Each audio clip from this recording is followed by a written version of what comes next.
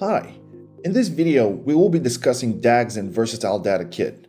First, I'd like to introduce the problem that this new feature tackles, interdependent workloads. What I mean by this is, for a hypothetical set of jobs, job 1, job 2, and job 3, a user might want to execute these jobs in some particular order because one job's success relies on a previous job's result. For example, we might want to execute these 3 jobs consecutively, where each job only starts after the previous one completes. Alternatively, we might want jobs 2 and 3 to run in parallel, but only after job 1 has completed, or we might want job 3 to start only after both 1 and 2 have succeeded. These are common use cases, and Versatile Data Kit has not previously supported them natively. We've established during user interviews that a common solution to this was to stagger the job executions, meaning that we spread out the job schedules during the day. We can see an example of this in this diagram.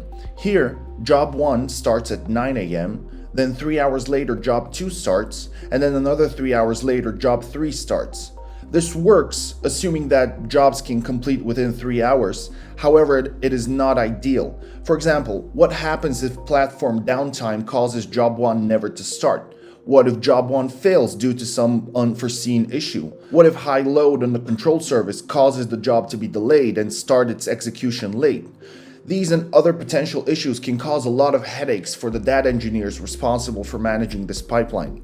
To address this, we've introduced DAGs to VDK and a new plugin called VDK DAG. The acronym DAG stands for Directed Acyclic Graph, which is a mathematical structure we use to describe the orderings of jobs. This plugin can be installed by running the command pip install VDK DAG, and it allows jobs to manage the executions of other jobs through a newly introduced API object. We can see in detail how this happens in the code snippet. First, we need to import the DAG input class, which is our API object. Then we create a run function, which is typical for all VDK data jobs. Inside, we first construct a DAG configuration object, which is a list of dictionaries, each of which representing a job, and we'll discuss the structure of these dictionaries in a second. And finally, we pass this list to the runDAG method of the DAG input object to start the DAG execution. Now let's discuss the dictionaries we just mentioned. Each of them can store 5 different variables, and we'll talk about each one in detail. The first one, job name, must have the same value as the name of a job deployed in your control service. The second, team name, logically denotes the name of the team this job belongs to and will default to the team name of the DAG if not provided. The third one, fail DAG on error, specifies whether the DAG should fail if that individual job fails or not. The fourth one, arguments, is a dictionary which is passed to the job and can be accessed from inside the job execution. Working with job arguments is discussed in greater detail in the VDK documentation.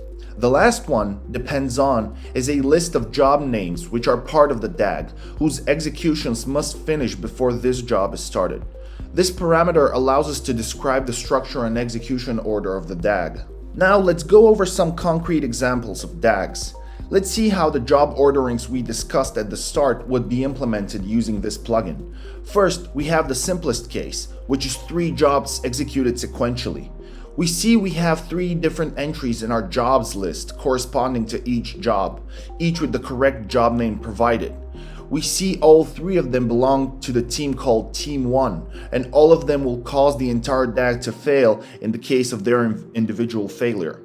We aren't providing any arguments to any of them, so we don't need to include the arguments parameter.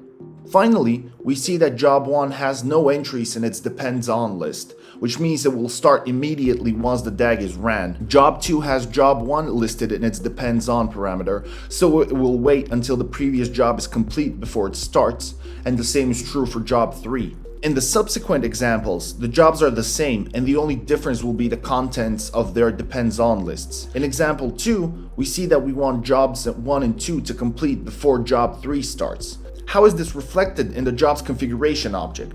Well, we see that both jobs 1 and 2 have an empty depends on list, so they both start in parallel once the DAG is started. Job 3, however, has both of them listed in its depends on variable, so it will wait for both executions to complete before it starts. In the third example, we see the opposite. Jobs 2 and 3 wait for job 1 to complete. So both of them have job 1 listed in their depends on parameter. I hope this introduction to DAGs and Versatile Data Kit has been engaging. If you have further interest in this topic, I suggest you visit our repository, which is linked in the description, or some of our examples which describe similar use cases in greater detail.